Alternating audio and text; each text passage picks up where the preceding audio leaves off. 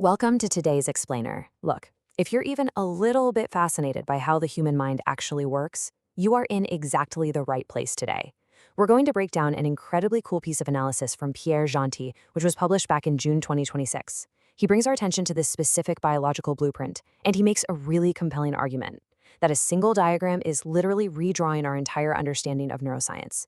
We're about to explore the brain's hidden architecture together, and honestly, I am so thrilled to guide you through this structural and temporal journey. Okay, let's dive into this because this quote perfectly sets the stage for our exploration.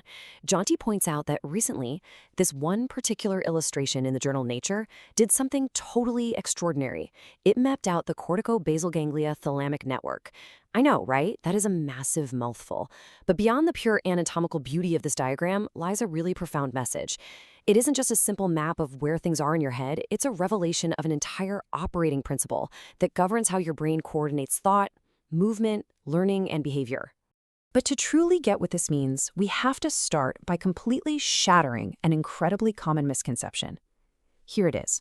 The cerebral cortex is not a single processor.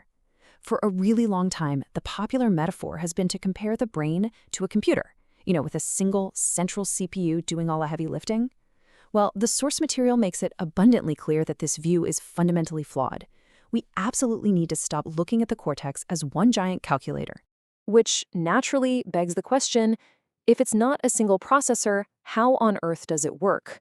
How does your brain seamlessly coordinate your complex thoughts, your physical movements, and your behavior without a single central command center calling the shots? Well, to answer that, we need to trace the actual flow of information.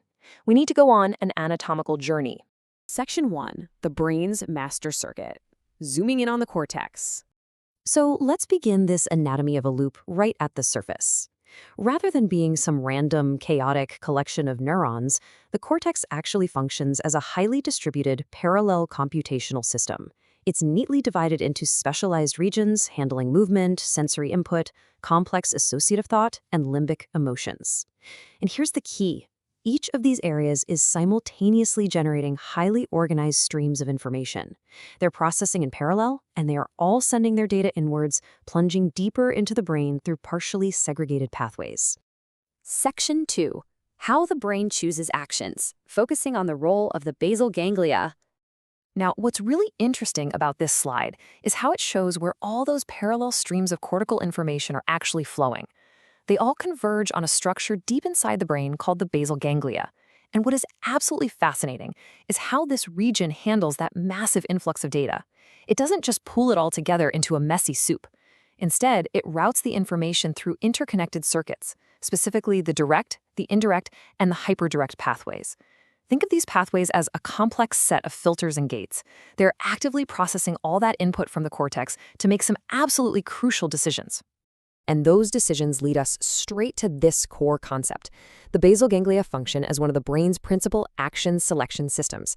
Because of those direct, indirect, and hyperdirect pathways we just talked about, this region is the judge. It determines which actions are facilitated, meaning they get the green light, and which actions are inhibited or stopped in their tracks. Ultimately, this deep brain structure is what decides which of your behavioral programs actually emerge into reality. Section 3. Closing the neural loop, where the thalamus completes the circuit. Let's move to and see how this builds, because the process definitely doesn't end with a decision in the basal ganglia. The brain needs a bridge back to the surface, and this creates what we call the fundamental recurrent circuit of the brain. Step 1. It starts up in the cortex with those parallel streams. Step 2. It dives deep into the basal ganglia for action selection. Step 3. That beautifully processed information hits the thalamus. The thalamus acts as the final relay station, taking that refined data and, step 4, sending it right back up to the cortex. Cortex to basal ganglia to thalamus, and right back to the cortex. It is a continuous, uninterrupted closed loop. So why is this closed loop such a big deal? Well, because it is running constantly in the background, and it is the literal anatomical foundation for our highest cognitive abilities. These loops continually support our movement, our ability to learn new things, our capacity to predict what's going to happen next, our sustained attention, and our cognitive flexibility. Without this specific continuous structural loop firing efficiently, all of these everyday critical functions just begin to break down. Section 4. The secret of brain timing, shifting the paradigm. Up until now, we've really been talking about the physical hardware of the brain, the cables and the junction boxes, so to speak. But Pierre Jonti introduces a huge paradigm shift here with the ESEP-G framework. This hypothesis asks us to look at those anatomical pathways not just as static physical roads, but as vital components of a dynamic bioelectrical timing architecture. It's like an orchestra. It's not just about where the signal goes, it is entirely about when the signal arrives. Rhythm, synchronization, and precise timing matter just as much as the physical connections themselves. Let's break down the mechanics of this timing architecture under this new ESEP-J framework. First up, we have adaptive myelin. Myelin is the insulation around your nerve fibers, right? Well, this framework suggests it actively adapts to regulate the exact timing of signal conduction. Next, the thalamus. We saw it's a physical bridge, but it also actively contributes to network-wide timing and phase organization, literally acting like a conductor, keeping the orchestra in perfect tempo. Finally, the basal ganglia does way more than just select actions. It controls the timing and the volume, or gain, of distributed neural communication. Large-scale synchronization across the brain completely depends on this incredibly precise temporal coordination. And this brilliantly illustrates the stark contrast between the old spatial perspective and the new temporal reality. The traditional views saw the brain as a structural network of locations, just a map of physical spots. But the ECP-J view pushes us way further.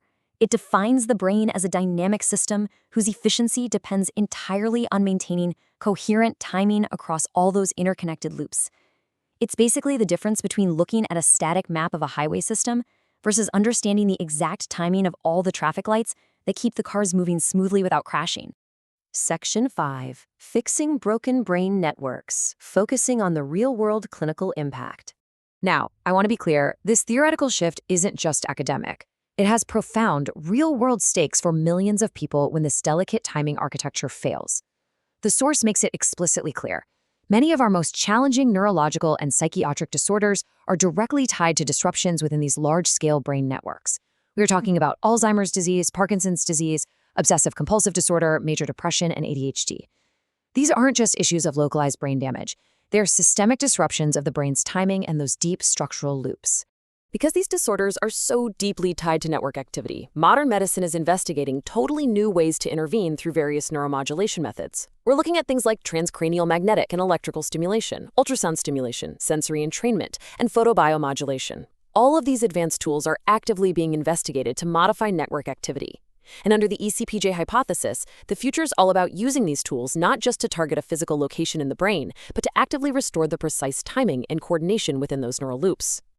Which brings us to this incredibly powerful concluding thought from Pierre-Auguste Jonti. Quote, "If brain function emerges from coordinated neural timing, then restoring coherence across these loops may become one of the central challenges and opportunities of modern neuroscience." I think that perfectly encapsulates the ultimate goal of the ECP-J perspective. It's about fixing the rhythm of the brain. It's about restoring that vital, beautiful coherence. So, I want to leave you with this final provocative thought to consider today. As our technology and our understanding continue to evolve at lightning speed, are we ready to map not just the physical structure, but the actual dynamic timing architecture of the human mind? It's a frontier that promises to completely revolutionize how we heal and understand ourselves. Thank you so much for joining me in this explainer. Keep questioning, keep learning, and I'll catch you next time as we decode the next great breakthrough.